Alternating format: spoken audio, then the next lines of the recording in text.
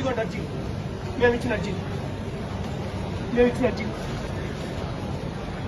అర్జీలు మాకు 3 సంవత్సరాల నుంచి న్యాయం చేయకుండా తెప్పుతున్నారు. మా అమ్మ 70 సంవత్సరాలు, ఆమె నడువులు లేవు. ఇదంతా నెల్లూరు ఎంఈఓ చేసి తిరుపాలు చేసిన కుట్ర ఇది. పోకిరి పిల్లకాయలు పెట్టి ఒక టీచర్ని కొట్టించి 3 సంవత్సరాలకి న్యాయం జరగకుండా రాజకీయ నాయకులు చెప్పిస్తా కలెక్టర్ గారు యాక్షన్ తీసుకోకుండా డీఈఓలు కలెక్టర్లు అందరూ చేరి డ్రామాలు ఆడుతున్నారు. ఒక టీచర్ని మా జీవితాన్ని సర్వనాశనం చేస్తున్నారు. మేము అడిస్తే మేము ఆవేశపరుడు పిచ్చోడని మా మీద ముద్ర రాస్తున్నారు. 3 సంవత్సరాల నుంచి సార్ మా జీవితం సర్వనాశనం అయిపోయింది. నాకు నా భార్యకి మధ్య చిచ్చు పెట్టారు కాపురంలో.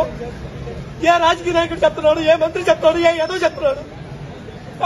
న్యాయం చేస్తున్న కలెక్టర్ గారికి 3 సంవత్సరాల నుంచి అర్జీలు చూడండి. ఇదిగో పిల్లకాయల అర్జీలు, ఇదిగో మమ్మల్ని కొట్టించిన రాయి, ఇదిగో పోగిరి విద్యార్థి చేత కొట్టించిన రాయి.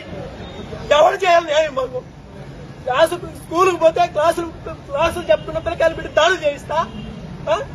క్లాసులు చెప్పలేదు వస్తున్నాడు డిఓ మొదటి తప్పుడు ఎక్కవా కడుపు పండి మేము తిడతా ఉంటే తిడుతున్నారని మాట్లాడా. ఎన్ని రోజులు సార్ ఇది?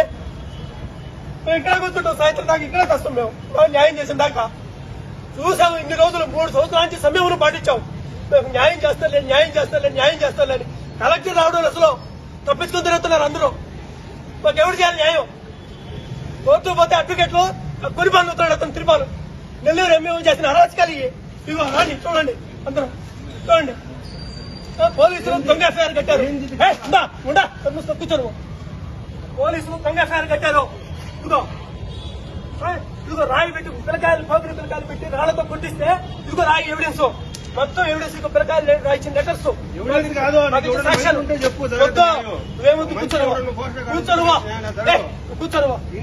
కూర్చో, నేను ఒక్కడే కూర్చుంటా.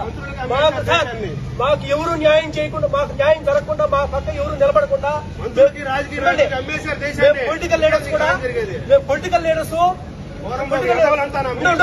పొలిటికల్ లీడర్స్ చెప్పి లోకల్ పొలిటికల్ లీడర్స్ బతిలాడుకుంటే వాళ్ళని రానియకుండా మా గురించి చెడుగా చెప్తా మా జీవితాన్ని నాశనం చేయాలని చూస్తున్నారు.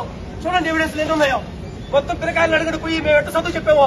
18 సంవత్సరాలు మేము సిన్సియర్ గా చదువు చెప్తే ఈ రోజుకి యాక్షన్ లేదు. ఒక్కరి మీద నేరం చేసిన టీచర్లందరినీ తప్పిస్తున్నారు. డిఈఓ ప్రధాన కుట్రదారుని తప్పించాడు.